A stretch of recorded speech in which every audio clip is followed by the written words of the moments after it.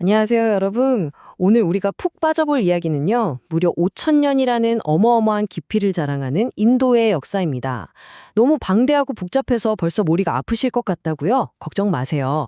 오늘 우리가 이걸 회복력과 통합이라는 하나의 멋진 테피스트리로 쫙 압축해서 아주 깔끔하게 보여드릴 거니까요. 수많은 제국이 세워지고 무너진 이야기, 위대한 철학의 탄생, 그리고 치열했던 투쟁의 기록들까지. 자, 바로 시작해볼까요? 가만히 생각해보면 참 신기하죠. 고대 유목민들이 뛰놀던 이 땅이 어떻게 오늘날 세계에서 가장 거대한 민주주의 국가로 변신할 수 있었을까요? 여기서 진짜 흥미로운 포인트는요, 인도의 역사가 단순히 흘러간 시간이 아니라는 겁니다. 수천 년 동안 어마어마한 외세의 침략을 겪으면서도 그걸 튕겨내는 게 아니라 스판지처럼 쫙 흡수해버렸거든요. 그러면서도 자신들의 고대 문화적 뿌리는 아주 치열하게 지켜냈습니다. 이게 도대체 어떻게 가능했을지 같이 한번 파헤쳐보시죠. 자, 오늘 우리가 여행할 로드맵입니다. 고대의 토대부터 시작해서요, 화려했던 제국과 황금기, 무굴 제국 시대, 그리고 영국의 통치를 지나 독립을 위한 투쟁, 마지막으로 분할의 아픔과 현대 인도까지 이렇게 딱 6개의 굵직한 챕터로 나눠서 흥미진진하게 훑어보겠습니다. 첫 번째 챕터, 고대 토대입니다. 기원전 3만 년에서 기원전 600년 사이의 이야기죠. 우리의 이야기는 아주 아득한 옛날, 이 어마어마하게 넓은 대지에 문명의 씨앗을 뿌렸던 첫 번째 사람들로부터 시작합니다. 타임라인을 한번 쭉 따라가 볼까요? 3만 년 전 아디바시 유목민들부터 시작해서 그 유명하고 신비로운 인더스 계곡 문명으로 이어집니다. 고도로 계획된 도시를 만들었던 엄청난 사람들이었죠. 그러다가 기원전 1500년쯤 말을 타고 산스크리트어로 쓰는 베다 시대 사람들이 이주해 옵니다. 그리고 기원전 600년경이 되면 완전히 새로운 차원으로 넘어가요. 극단적인 폭력을 배격하는 자이나교와 불교가 탄생하면서 엄청난 영적 각성의 시대가 열린 겁니다. 그런데 여기서 정말 중요한 게 하나 있습니다. 방금 말씀드린 베다 시대가 단순히 언어만 덜렁 가져온 게 아니거든요. 이 시기에 인도 사회의 뼛속까지 스며든 아주 뿌리 깊은 사회적 종교적 구조가 만들어졌습니다. 바로 성직자, 전사, 상인, 노동자로 사람을 나누는 바르나, 흔히 우리가 아는 카스트 제도의 등장인데요. 사실 이 시스템은 수천 년이 지난 지금의 인도 사회에도 여전히 엄청난 영향을 미치고 있습니다. 자, 이제 두 번째 챕터, 제국과 황금기입니다. 기원전 320년부터 서기 550년까지인데요. 시간이 흐르면서 지역별로 나뉘어 있던 왕국들이 거대한 하나의 제국으로 뭉치기 시작합니다. 말 그대로 인도 역사상 전례 없는 과학, 예술, 철학이 폭발하는 황금기가 시작된 거죠. 25만 명. 여러분, 이 숫자가 뭘 의미할까요? 바로 마우리아 제국의 아쇼카 대왕이 치렀던 칼링가 전투의 사상자 수입니다. 정말 끔찍하죠? 아쇼카 대왕 본인도 이 엄청난 죽음의 산을 직접 목격하고는 너무나 큰 충격을 받았습니다. 그래서 어떻게 했냐고요? 스스로 폭력을 완전히 포기해버립니다. 그리고 비폭력이라는 불교의 평화적인 이상을 인도 전역은 물론이고 전 세계로 퍼뜨리기 시작했어요. 진짜 대단한 터닝포인트 아닙니까? 시간을 훌쩍 건너뛰어서 이번엔 굽타 제국의 황금기로 가보겠습니다. 3.1416. 네, 맞습니다. 파이죠. 아리아바타 같은 고대 인도의 천재 수학자들은 이미 이 시기에 파이값을 이렇게 정확하게 계산해냈어요. 게다가 숫자 0의 개념까지 최초로 도입했고요. 우리가 지금 스마트폰을 쓰고 현대 수학과 컴퓨터 공학에서 매일같이 써먹는 그 뼈대가 바로 이때 인도에서 완성됐다는 겁니다. 진짜 소름 돋지 않나요? 세 번째 챕터는 무굴 제국 시대입니다. 1526년부터 1857년까지의 이야기인데요. 이제 우리의 시선을 중앙아시아에서 밀려 내려온 이슬람 세력으로 돌려보죠. 이들의 등장은 정말 웅장하면서도 엄청나게 복잡한 무굴 제국을 탄생시키게 됩니다. 이 타임라인에서 우리가 주목해야 할 핵심은요, 무굴 제국이 전혀 다른 두 문화, 즉 페르시아 문화와 인도 문화를 기가 막히게 잘 섞어냈다는 거예요. 특히 아크바르 대제 때는 다른 종교를 존중해주는 관용 정신이 완전 최고조에 달했거든요. 우리가 너무나 잘 아는 그 아름다운 타지마할도 바로 이 시기에 지어졌고요.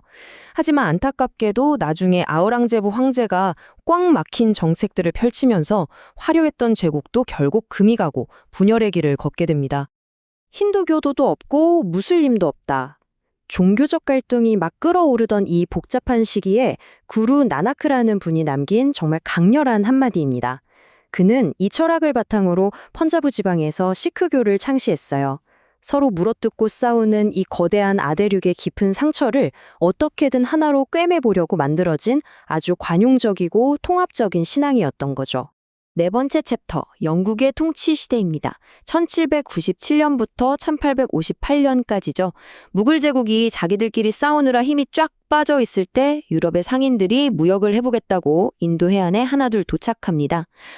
그리고 사실 이게 인도 역사상 가장 거대하고 뼈아픈 식민 지배의 신호탄이 되고 말았죠. 여기서 게임의 룰을 완전히 바꿔버린 권리가 하나 등장합니다. 바로 디와니인데요. 쉽게 말해 세금을 거둘 수 있는 권한이에요. 1765년에 영국 동인도 회사가 이 권리를 강제로 뺏어냅니다. 이 순간 그들은 더 이상 단순한 무역 상인이 아니게 된 거예요. 수백만 명을 쥐고 흔드는 통치자가 된 겁니다. 이때부터 인도의 엄청난 부가 말 그대로 영국을 향해 미친 듯이 빨려 들어가기 시작했죠. 영국인들의 강압적인 지배, 그리고 인도 문화를 무시하는 그 오만함은 결국 1857년에 거대한 반란으로 터져버리고 맙니다. 소와 돼지 기름을 바른 탄약통에 대한 소문이 방아쇠를 당겼지만요. 그 밑바닥에는 인도인들이 겪어온 깊은 소외감과 분노가 깔려 있었거든요.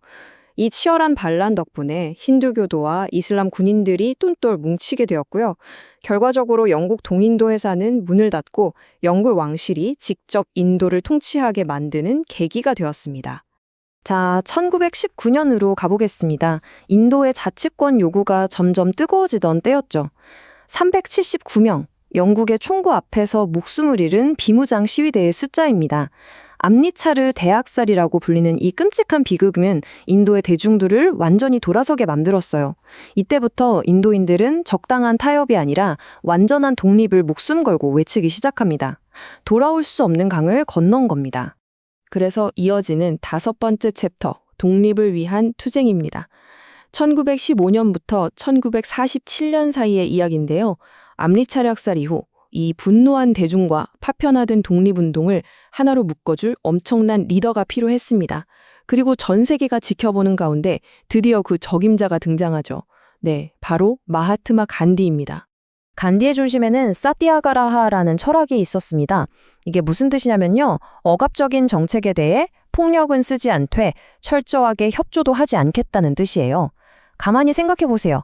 이 철학 하나가 수백만 명의 평범한 사람들을 거리로 이끌어냈습니다. 영국의 물건을 안 사고 영국이 만든 학교나 법원을 안 가는 방식으로 아주 평화롭지만 뼛속까지 치명적인 저항을 시작한 거죠. 진짜 놀라운 발상 아닙니까? 1930년 소금 행진 때 간디가 소금을 꽉 쥐고 이렇게 말했습니다. 이로써 나는 대형 제국의 근간을 뒤흔든다. 총칼 하나 안 들었지만 하나로 뭉친 대중의 평화적인 저항이 그 거대한 글로벌 제국의 무릎을 어떻게 꿇게 만들었는지를 완벽하게 보여주는 명언이죠. 드디어 마지막 챕터입니다. 분할과 현대 인도, 1947년부터 지금까지의 이야기죠. 1947년에 길고 길었던 영국 통치가 끝났고 마침내 그토록 원하던 독립의 기쁨을 누렸지만 그 대가가 상상을 초월할 정도로 끔찍했습니다. 하나였던 거대한 아대륙이 종교라는 칼날에 의해 두 동강이 나버렸거든요. 어떻게 나뉘었는지 한번 비교해 볼까요? 한쪽은 힌두교도가 다수지만 모든 종교를 포용하는 거대한 세속적 민주주의 국가, 인도입니다. 그리고 다른 한쪽은 무슬림들의 국가인 파키스탄인데 이게 진짜 기이하게도 지도 양끝으로 수천 킬로미터나 떨어져서 동서로 쪼개진 형태로 만들어진 거예요.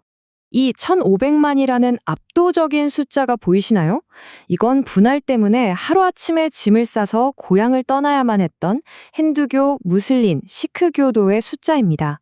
인류 역사상 가장 거대한 집단 이주 중 하나였죠. 책상머리에서 너무 성급하게 그어버린 국경선 때문에 온 대륙이 끔찍한 혼란과 폭력의 도가니로 빠져버리고 말았습니다. 이 그래프를 보면 분할의 충격이 얼마나 컸는지 확 체감이 되실 겁니다. 인도령 펀자브 지역 인구의 30%를 차지하던 무슬림들이 분할 직후인 1951년에는 2% 미만으로 뚝 떨어졌어요. 말 그대로 인구가 지워져 버린 거죠. 반대로 파키스탄 지역에 살던 힌두교도와 시크교도들도 똑같이 생사를 넘나들며 인도로 넘어와야 했습니다. 서로 거울을 보듯 똑같이 겪어야 했던 뼈아픈 비극이었어요. 우리 삶에서 빛이 사라졌고 모든 곳에 어둠이 깔려 있습니다. 인도가 쪼개지는 이 폭력적인 혼란 속에서 간디가 암살을 당하고 맙니다. 그 비극 직후에 인도의 초대 총리 네루가 남긴 말이에요. 갓 태어나자마자 너무나 깊은 상처를 입어버린 신생국가의 찢어지는 마음을 이보다 더 잘 표현할 순 없을 겁니다.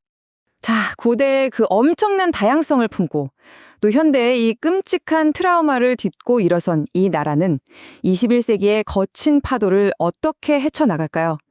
오늘 우리는 무려 5,000년 동안 끊임없이 섞이고 버티고 살아남은 14억 인구의 거대한 민주주의 국가, 인도의 진짜 모습을 함께 들여다봤습니다. 이 놀라운 회복력을 가진 나라가 써내려갈 다음 챕터는 과연 어떤 모습일지 여러분도 한번 상상해 보시길 바라면서 오늘 이야기 여기서 마치겠습니다. 끝까지 함께 해주셔서 정말 감사합니다.